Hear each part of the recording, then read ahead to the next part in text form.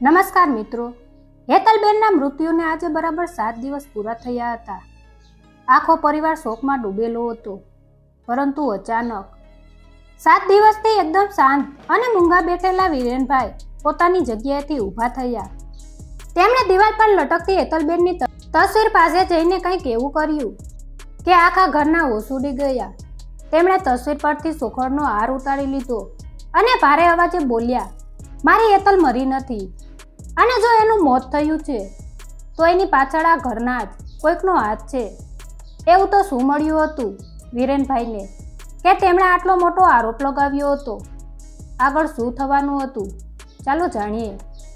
વિરેનભાઈ અને હેતલબેનના લગ્નને 35 વર્ષ થઈ ગયા હતા. તેમનો સંસાર એટલે જાણે પ્રેમ અને અતૂટ વિશ્વાસનું બીજું નામ. હેતલબેન આખા ઘરનો આધાર હતા. એમની સવાર વહેલી પડતી અને રાત સૌથી મોડી. બધાનું ધ્યાન રાખવું, સૌની જરૂરિયાતો પૂરી કરવી એ જ તેમનું જીવન હતું. પણ અચાનક 7 દિવસ પહેલા રાત્રે ઊંઘમાં જ તેમને છાતીમાં દુખાવો પડ્યો અને ડૉક્ટર આવે તે પહેલાં જ તેમણે દુનિયા છોડી દીધી.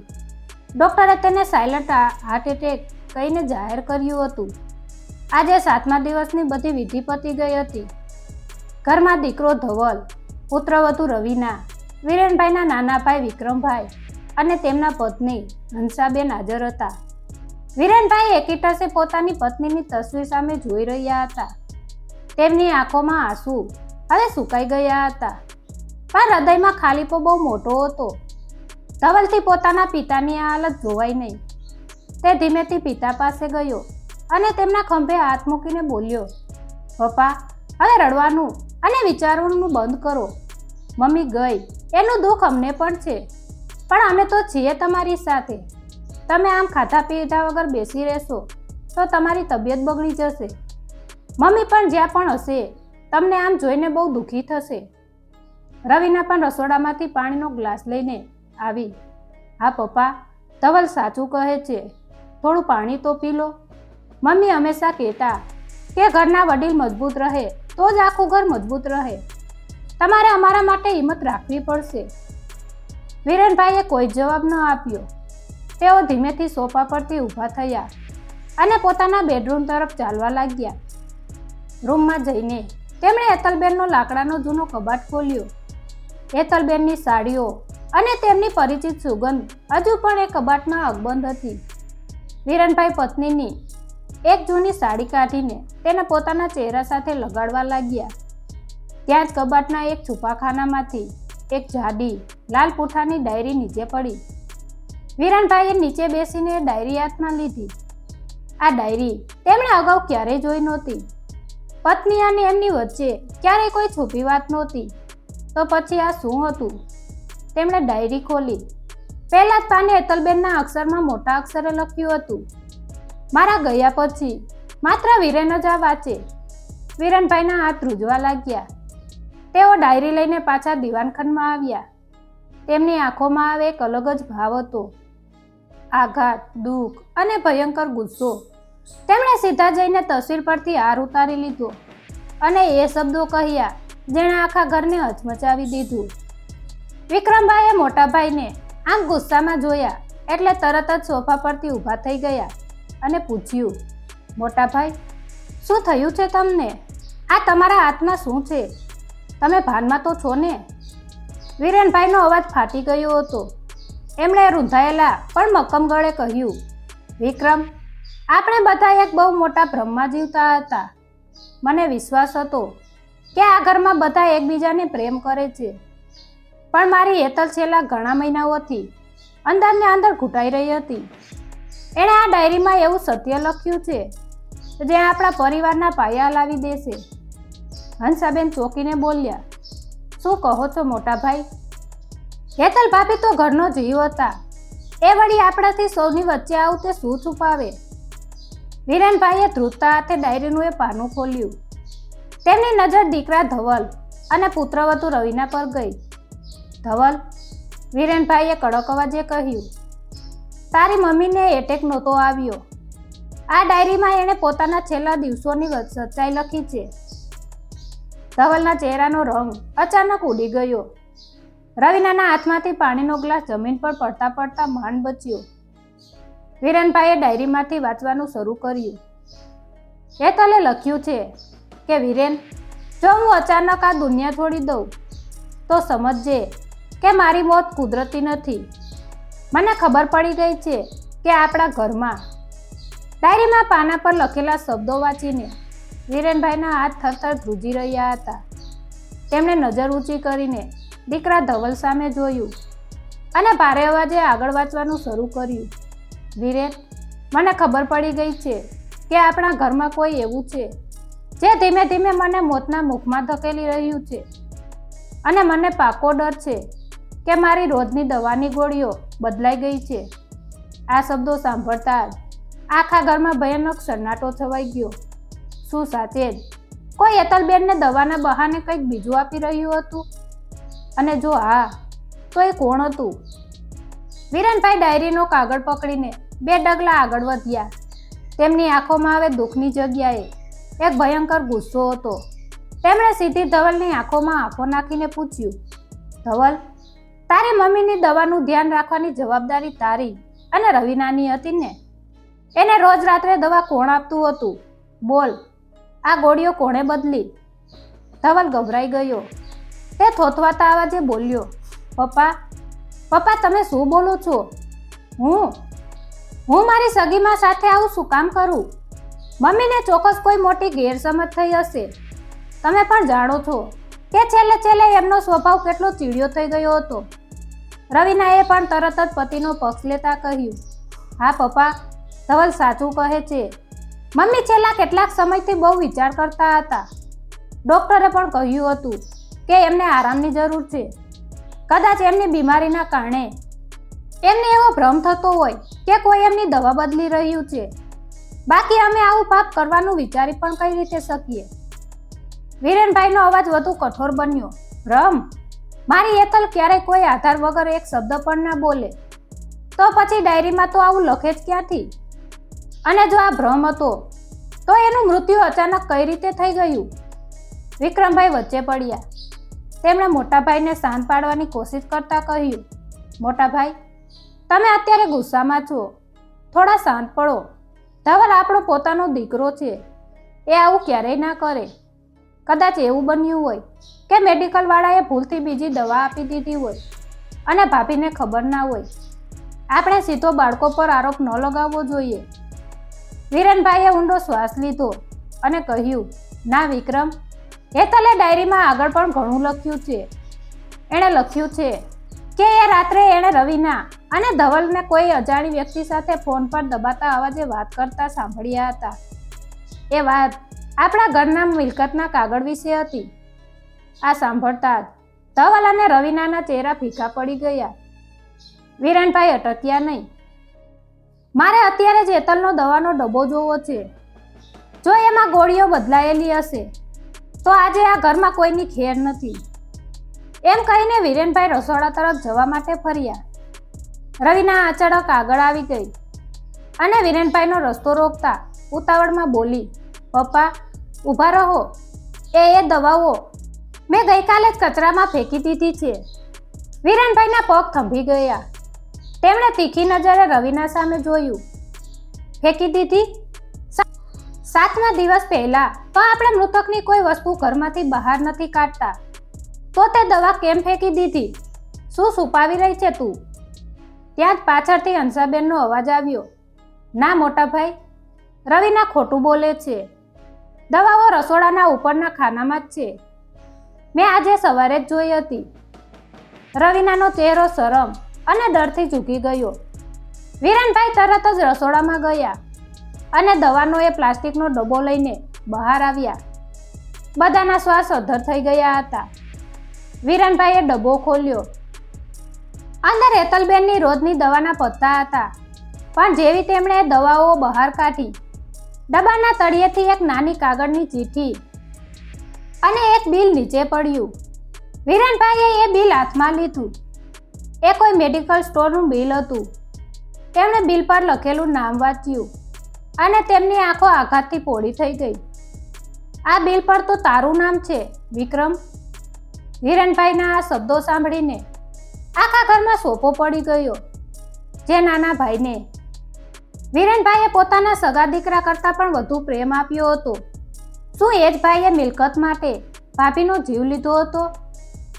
ડબ્બામાંથી નીકળેલું દવાની દુકાનનું બિલ વિક્રમભાઈના નામે હતું. પણ અસલી ભૂકંપ તો ત્યારે આવ્યો જ્યારે વિરેનભાઈએ એ બિલ સાથે પડેલી નાની ચિઠ્ઠી ખોલી. એ ચિઠ્ઠી વાંચીને વિરેનભાઈએ પોતાના જ સગા ભાઈનો કાટલો પકડી લીધો. વિક્રમ, વિરેનભાઈનો અવાજ કાપી રહ્યો હતો. મારી એતલે તને પોતાના સગા દીકરાની જેમ મોટો કર્યો હતો. તારા ભણવાથી લઈને તારા લગ્ન સુધીની બધી જ જવાબદારી એણે હસતા મુખે ઉપાડી હતી. ક્યારે તારા અને ધવલ વચ્ચે ભેદભાવ નહોતો રાખ્યો અને તે એની જ સાથે આવું કર્યું. ઘરના મિલકતના કાગળિયા માટે તે તારી ભાભીનો જીવ લઈ લીધો. તારા હાથ કાપ્યા નહીં? વિક્રમભાઈએ ધ્રુજતા પગે 2 ડગલા પાછળ ખસ્યા. તેમના ઓઠ ફફડી રહ્યા હતા. મોટા ભાઈ, મારો વિશ્વાસ કરો, આ બિલ મારું જ છે. પણ મેં કોઈ દવા નથી બદલી. હું તો માત્ર બજારમાંથી દવા લઈ આવ્યો હતો. ધવલ પાસે સમય નહોતો એટલે મેં સામેથી કહીને ભાભીની દવા લાવી આપી હતી. હું ભાભીનું ખરાબ ક્યારેય ન કરી શકું. તરત જ ધવલ ગુસ્સામાં વચ્ચે બોલી ઉઠ્યો. ખોટું ન બોલો કાકા. તમે મને કીધું હતું કે તમે દવાની દુકાન બાજુ જાઓ છો એટલે દવા લેતા આવશો અને મમ્મીની બીમારીનો ફાયદો ઉઠાવીને તમે મિલકતના કાગળ પર સહી કરાવવા માંગતા હતા. એ વાત તો આખું ઘર જાણે છે. તમે જ મમ્મીને ધમકાવતા હતા. હંસાબેન આ સાંભળીને રડી પડ્યા. તેમણે પોતાના પતિનો હાથ પકડીને રડમસ અવાજે કહ્યું, તમે સાચું બોલો. શું તમે ખરેખર ભાભી સાથે આવું કોઈ પાપ કર્યું છે? જો આવું હોય તો હું અત્યારે જ આ ઘર છોડીને હંમેશા માટે ચાલી જઈશ. હું કોઈ અત્યારા સાથે ન રહી શકું. અરે હંસા, તું તો મને ઓળખે છે ને? વિક્રમભાઈએ બેબાકડા થઈને બૂમ પાડી. હું મિલકત માટે થોડો સ્વાર્થી જરૂર થયો હતો. મેં મોટાભાઈ પાસે ભાગ પણ માંગ્યો હતો. પણ કોઈના જીવ લેવાનું હું વિચારી પણ ન શકું. આ મારી સામે કોઈ મોટું કાવતરું છે.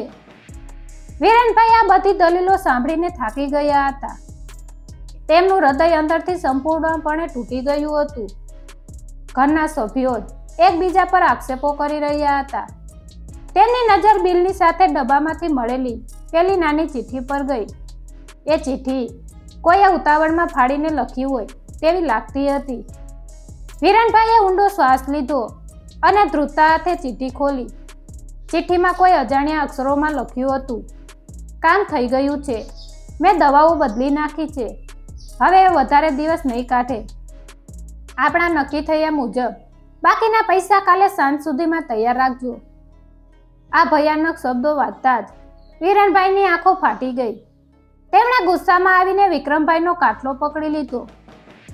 નીચ માણસ, હજુ પણ તું ના પાડે છે?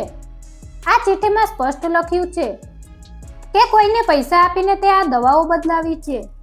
કોણ છે એ માણસ જેને તે પૈસા આપ્યા?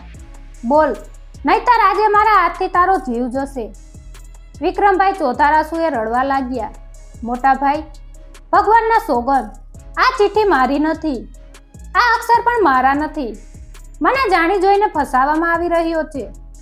કોઈએ ચિઠ્ઠી મારા બિલ સાથે મૂકી દીધી છે.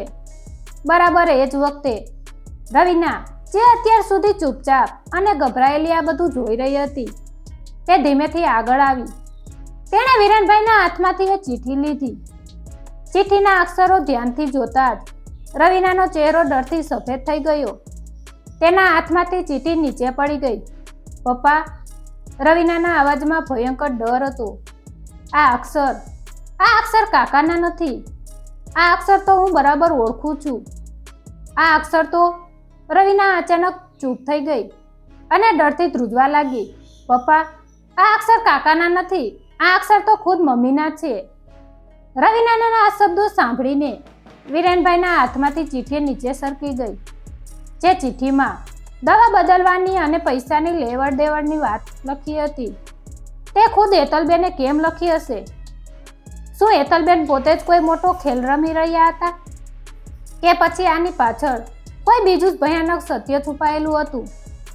આ ખુલાસો સાંભળીને આખા ઘરના શ્વાસ અધ્ધર થઈ ગયા. અને રૂમમાં સોફો પડી ગયો. વિરેનભાઈએ તરત જ નીચે નમીને એ ચિઠ્ઠી પાછી હાથમાં લીધી.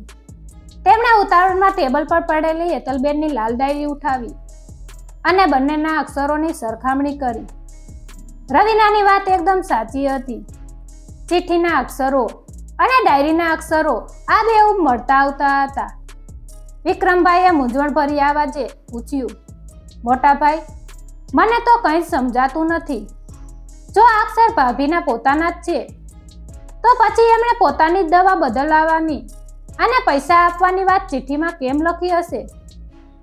શું ભાભીએ જાતે જ પોતાનો જીવ લીધો છે? ધવલ પણ તરત બોલી ઉઠ્યો, હા પપ્પા, મને તો પહેલેથી જ શંકા હતી. મમ્મી છેલ્લા કેટલાક સમયથી માનસિક રીતે બહુ થાકી ગયા હતા. કદાચ બીમારીના લીધે એમનું મગજ.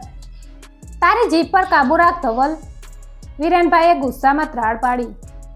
તારી મમ્મી કોઈ કાયર નહોતી કે આપઘાત કરે, અને એનું મગજ છેલ્લી ઘડી સુધી એકદમ સાબુત હતું. એ આખા ઘરને સંભાળતી હતી. વિરેનભાઈ ચિઠ્ઠીને ધ્યાનથી જોવા લાગ્યા. અચાનક તેમના મગજમાં એક વિચાર ઝબક્યો. તેમની આંખોમાં એક ચમકારો આવ્યો અને સાથે પારાવાર દુઃખ પણ. તેમના ગળગળા અવાજે કહ્યું, મારી હેતલ કેટલી ભોળી હતી. એને આજના જમાનાના સ્માર્ટફોન વાપરતા ક્યાં આવડતા હતા. એને ફોનમાં કોઈનો મેસેજ આવે તો એને ફોટો કેમ પાડવો એ પણ નહોતી ખબર. હંસાબેને આશ્ચર્યથી પૂછ્યું, મોટા ભાઈ, પણ અત્યારે ફોનની વાત ક્યાંથી આવી? વિરેનભાઈએ ઊંડો શ્વાસ લઈને સમજાવવાનું શરૂ કર્યું, તમે લોકો હજુ સમજ્યા નથી. હેતલે આ ચિઠ્ઠી કોઈને આપવા માટે નહોતી લખી. એણે આ ચિઠ્ઠી પુરાવા તરીકે સાચવી હતી. કોઈના ફોનમાં એણે આ મેસેજ વાંચ્યો હશે, કામ થઈ ગયું છે, મેં દવાઓ બદલી નાખી છે, બાકીના પૈસા કાલે સાંજ સુધીમાં તૈયાર રાખજો. હેતલને ફોનમાં એ મેસેજનો ફોટો પાડતા નહોતું આવડતું, એટલે એણે પુરાવા તરીકે એ આખો મેસેજ એક કાગળ પર પોતાના અક્ષરમાં ઉતારી લીધો અને એ ચિઠ્ઠી પોતાના દવાના ડબ્બામાં છુપાવી દીધી, જેથી મારા હાથમાં આવી શકે. આ સત્ય સાંભળતા જ આખા પરિવારના પગ નીચેથી જમીન સરકી ગઈ. મતલબ કે ઘરમાંથી કોઈ વ્યક્તિ બહારના માણસ સાથે મળીને હેતલબેનની હત્યાનું કાવતરું ઘડી રહ્યું હતું અને હેતલબેનને જ એ વ્યક્તિના ફોનમાં આ મેસેજ વાંચી લીધો હતો. ધવલના ચહેરા પર પરસેવો વળવા લાગ્યો. તેણે ડરતા ડરતા પૂછ્યું, પપ્પા, તો પછી મમ્મીએ ડાયરીમાં લખ્યું તો હશે ને કે એમણે આ મેસેજ કોના ફોનમાં જોયો હતો? હા, ચોક્કસ લખ્યું હશે. વિરેનભાઈએ ઉતાવળમાં લાલ ડાયરી ખોલી. હેતલ વધુ એ ડાયરીમાં લખતી હતી. એણે જરૂર લખ્યું હશે કે આ ફોન કોનો હતો. વિરેનભાઈ ડાયરીના પાના ફેરવવા લાગ્યા. દરેક પાના પર હેતલબેનની વેદના લખેલી હતી. આખરે તેઓએ તારીખના પાના પર પહોંચ્યા. વિરેનભાઈએ મોટેથી વાંચવાનું શરૂ કર્યું. આજે રાત્રે બધા સૂઈ ગયા હતા. ત્યારે રસોડામાં કોઈનો ફોન વાગ્યો. હું પાણી પીવા ગઈ ત્યારે મેં જોયું કે ફોનની સ્ક્રીન પર એક મેસેજ આવ્યો હતો. એમાં મારી દવાઓ બદલાવાની વાત હતી. મને વિશ્વાસ નથી આવતો કે મારા પોતાના જ ઘરમાં મારી સાથે આટલો મોટો દગો થઈ રહ્યો છે. આ ફોન બીજું કોઈનો નહીં પણ આપણા. વાંચતા વાંચતા વિરેનભાઈ અચાનક થંભી ગયા. તેમનો અવાજ ગળામાં જ અટવાઈ ગયો. તેમની આંખો ફાટી ગઈ અને હાથ ધ્રુજવા લાગ્યા. શું થયું મોટાભાઈ? આગળ વાંચો. કોનો ફોન હતો? વિક્રમભાઈએ અધીરાઈથી પૂછ્યું. વિરેનભાઈએ ભીની આંખે ડાયરી વિક્રમભાઈ તરફ ફેરવી. ડાયરીનું જે પાનું હતું તે બરાબર એ જ જગ્યાએથી ફાટેલું હતું જ્યાં એ વ્યક્તિનું નામ લખેલું હતું. કોઈએ જાણી જોઈને પાનું ડાયરીમાંથી ફાડી નાખ્યું હતું. પાનું ફાટેલું છે? વિક્રમભાઈના અવાજમાં ભયાનક દર્દ અને આઘાત હતો. પણ આ ડાયરી તો મારા રૂમના એક કબાટમાં હતી, જેની ચાવી મારી પાસે જ રહે છે. તો પછી આ પાનું કોણે ફાડ્યું? મારા રૂમના કબાટની ડુપ્લિકેટ ચાવી માત્ર એક જ વ્યક્તિ પાસે રહે છે, હંસા. તે આ પાનું કેમ ફાડ્યું? વિરેનભાઈની ગર્જનાથી આખું ઘર ધ્રુજી ઉઠ્યું. જે હંસાબેન આખી જિંદગી મોટા ભાભીની છાયા બનીને રહ્યા હતા, શું તેમણે જ આ દગો કર્યો હતો? આ સવાલ સાંભળતા જ હંસાબેન ફસડાઈ પડ્યા. પણ પછી તેમણે રડતા રડતા એવું નામ લીધું કે વિરેનભાઈના પગ નીચેથી જમીન ખસી ગઈ. શું હંસાબેનને ચાવી કોઈ બીજાને આપી હતી? કોણ હતું એ જેણે ડાયરીનું પાનું ફાડીને પુરાવો નાશ કર્યો? વિરેનભાઈના શ્વાસ જોરથી ચાલી રહ્યા હતા. તેમણે કડક અવાજે કહ્યું, હંસા, હેતલ બીમાર પડી ત્યારથી મેં ઘરની અને કબાટની ડુપ્લિકેટ ચાવીઓ તને સોંપી હતી. મારા રૂમમાં મારી પાછળથી જવાની હિંમત માત્ર તારી જ થઈ શકે. બોલ, શું તું પણ વિક્રમ સાથે આ પાપમાં સામેલ છે? તે જ ડાયરીનું પાનું ફાડ્યું ને? હંસાબેન ધ્રુજતા હાથે બે હાથ જોડીને બોલ્યા, ભગવાનથી ડરો મોટા ભાઈ. મેં મારી સગી બેન કરતાં પણ વધારે હેતલ ભાભીને પ્રેમ કર્યો છે. હું એમની ડાયરીને હાથ પર શું કામ લગાડું? હા, ચાવીઓ મારી પાસે હતી, પણ ગઈકાલે મેં એ ચાવીઓ ધૂળો કોઈ બીજાને આપ્યો હતો. કોને આપ્યો હતો? વિક્રમભાઈએ અધીરાઈથી પૂછ્યું. હંસાબેને ડરતા ડરતા નજર ફેરવી અને રવિના સામે જોયું. ગઈકાલે સવારે રવિના મારી પાસે આવી હતી. એણે કહ્યું કે 7મા દિવસની વિધિ માટે મોટા ભાઈના સફેદ કપડાં કબાટમાંથી કાઢવા છે, એટલે મેં એને ચાવી આપી હતી અને અડધા કલાક પછી એણે મને ચાવી પાછી પણ આપી દીધી હતી. આ સાંભળતા જ આખા ઘરની નજર રવિના પર ખોળાઈ ગઈ. રવિનાનો ચહેરો પરસેવે રેબઝેબ થઈ ગયો. તે ડરના માર્યા 2 ડગલા પાછળ ખસી ગઈ. વિરેનભાઈ ધીમા પણ ભયાનક અવાજે બોલ્યા, તો એ ફોન તારો હતો રવિના? તે અને ધવલે મળીને મારી હેતલને? ના પપ્પા, ના. રવિના જોરથી રડી પડી. હું સાચું કહું છું, મેં કોઈ પાપનું નથી ફાડ્યું. હું તમારા રૂમમાં કપડાં લેવા ગઈ હતી, એ વાત સાચી, પણ મેં જ્યારે રૂમનો દરવાજો ખોલ્યો ત્યારે તમારો કબાટ પહેલેથી જ ખુલ્લો હતો અને કબાટની સામે કોઈ ઊભું હતું. કોણ ઊભું હતું? વિરેનભાઈએ દાંત પીસીને પૂછ્યું. રવિનાએ ધ્રુજતા અવાજે પોતાના જ પતિ તરફ આંગળી ચીધી. ધવલના હાથમાં એક કાગળ હતો. મને અચાનક રૂમમાં આવેલી જોઈને એ ગભરાઈ ગયો અને એ કાગળ એણે પોતાના ખિસ્સામાં સંતાડી દીધો. મને એમ કે એ મમ્મીની કોઈ જૂની ચિઠ્ઠી વાંચતો હશે, એટલે મેં કંઈ પૂછ્યું નહીં. આ સાંભળતા જ ઘરમાં જાણે વીજળી પડી. વિરેનભાઈની આંખો ફાટી ગઈ. દુઃખ, દગો અને સંઘર્ષની તમામ હદો આજે પાર થઈ ગઈ હતી. પોતાનો જ સગો દીકરો, જેને હેતલબેને પોતાના લોહીથી સિંચીને મોટો કર્યો હતો, એ જ દીકરો હત્યારો નીકળ્યો. વિરેનભાઈએ ધીમે ધીમે ચાલતા ધવલ પાસે ગયા. ધવલની નજર જમીન તરફ ઝૂકેલી હતી. ધવલ? વિરેનભાઈનો અવાજ હવે ગુસ્સાને બદલે એક પિતાની ભયંકર વેદનાથી ભરેલો હતો. તે મારા જ લોહીએ મારી હેતલનો જીવ લીધો. પૈસા અને મિલકત માટે તું એટલો આંધળો થઈ ગયો કે તે તારી જ માની દવાઓ બદલી નાખી. બોલ, તારા ખિસ્સામાં એ ડાયરીનું ફાટેલું પાનું હતું ને? ધવલના ઓઠ ફફડ્યા. તેની આંખોમાં ભય હતો. પપ્પા, મારી વાત સાંભળો. હું મજબૂર હતો. મને હજુ તો ધવલ પોતાનો ગુસ્સો કબૂલ કરે અને સત્યનો પૂરો ખુલાસો કરે. ત્યાં જ અચાનક દીવાનખંડમાં શાંત વાતાવરણમાં એક ફોનની રિંગ વાગી ઉઠી. એ અવાજ ધવલના ખિસ્સામાંથી આવી રહ્યો હતો. ધવલે ગભરામણમાં પોતાનો ફોન ખિસ્સામાંથી બહાર કાઢ્યો, પણ તેના ધ્રુજતા હાથમાંથી ફોન છટકીને જમીન પર પડી ગયો. ફોનની સ્ક્રીન પર લાઇટ ચાલુ હતી અને રિંગ સતત વાગી રહી હતી. વિરેનભાઈની નજર નીચે પડેલા ફોનની સ્ક્રીન પર ગઈ. ફોન પર જેનું નામ લખેલું હતું એ વાંચીને વિરેનભાઈના શ્વાસ થંભી ગયા. વિક્રમભાઈ અને હંસાબેન પણ એ નામ જોઈને ડઘાઈ ગયા. ધવલના ફોન પર કોલ આવી રહ્યો હતો અને સ્ક્રીન પર લખેલું નામ હતું મમ્મી.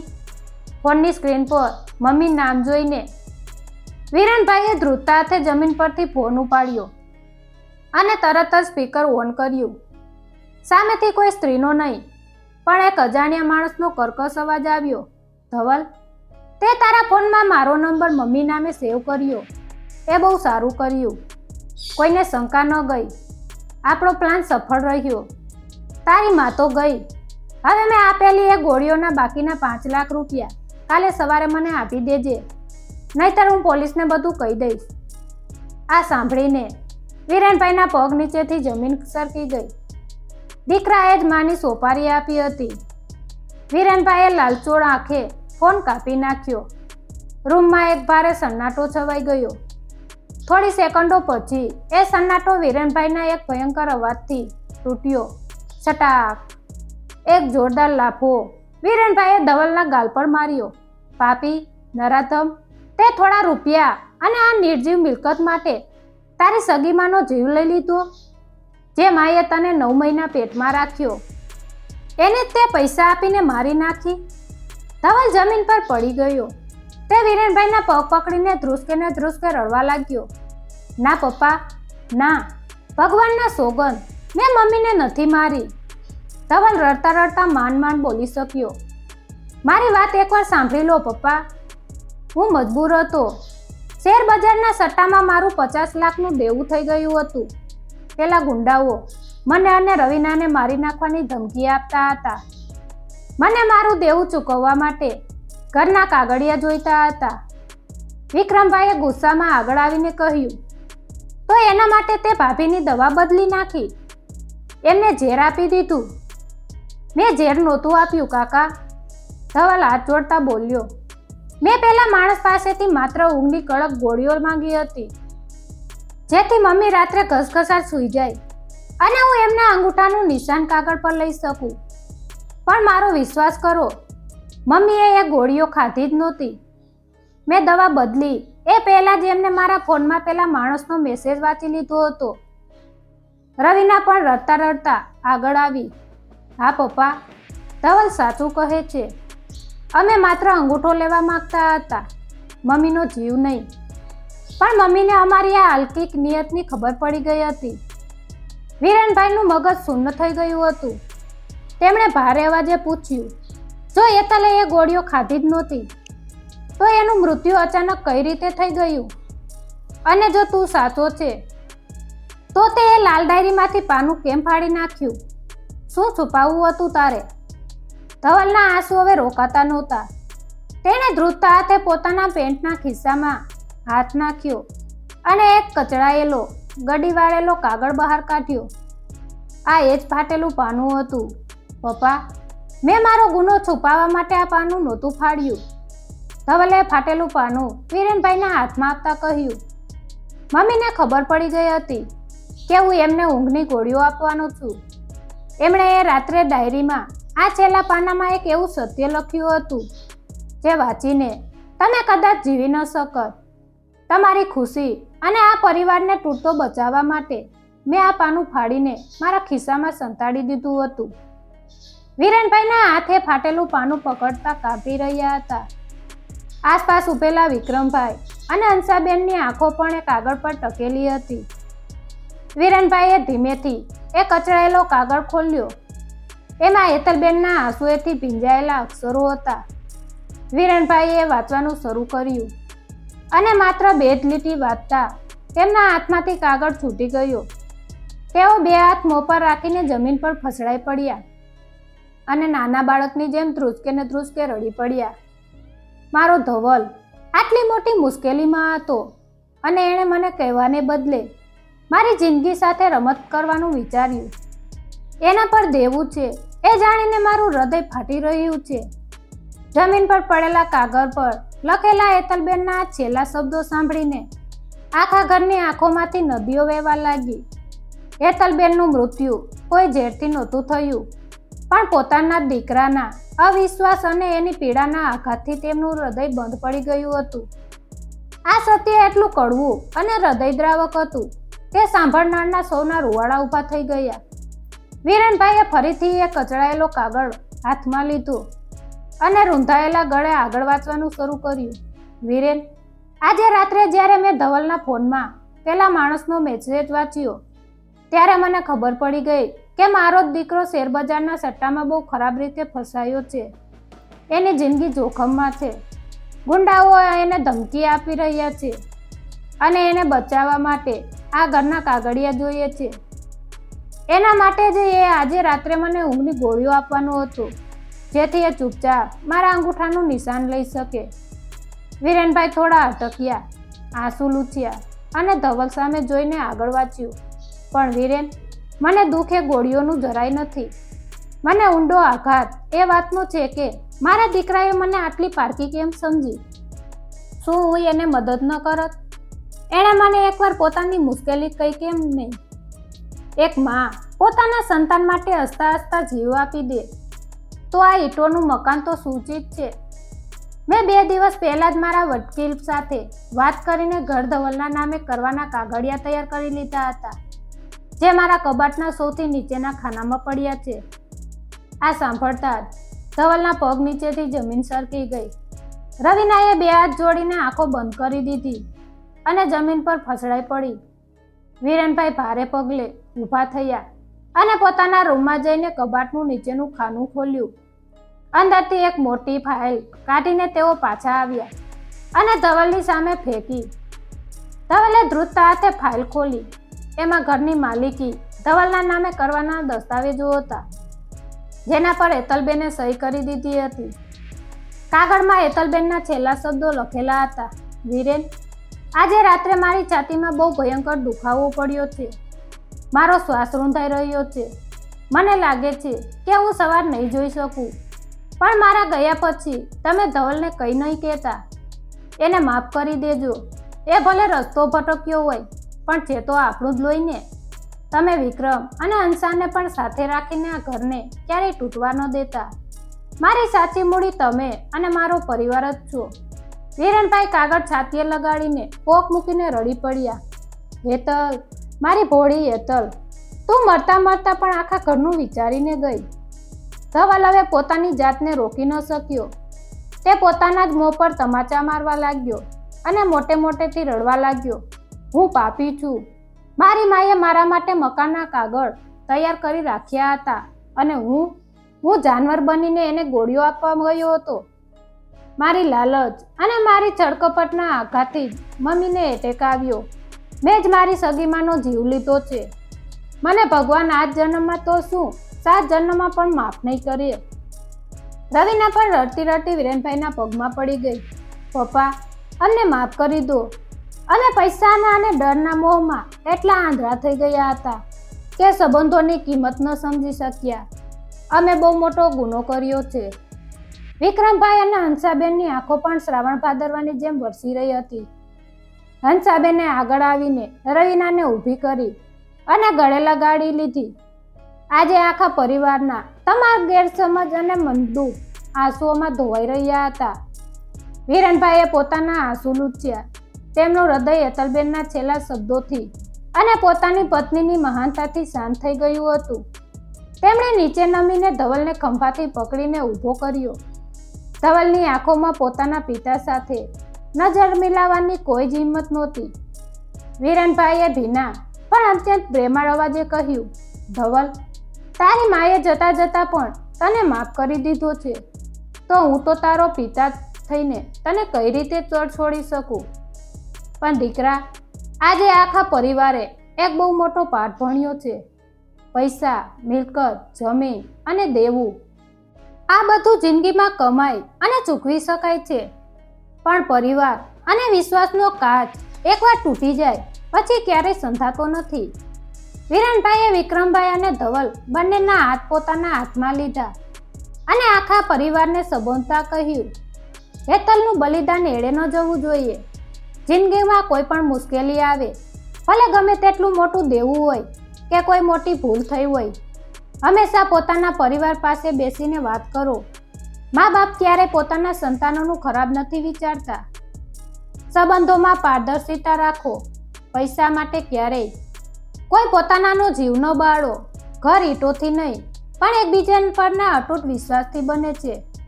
તે રાત્રે આખા પરિવારે સાથે મળીને હેતલબેનની તસવીર સામે ઊભા રહીને હાથ જોડ્યા. ધવલ અને રવિનાએ આખી જિંદગી પોતાની ભૂલનું પશ્ચાતાપ કરવાનું અને પરિવારને સાચવવાનું નક્કી કર્યું. વિક્રમભાઈ અને હંસાબેને મોટા ભાઈને ક્યારેય એકલા ન છોડવાનું વચન આપ્યું.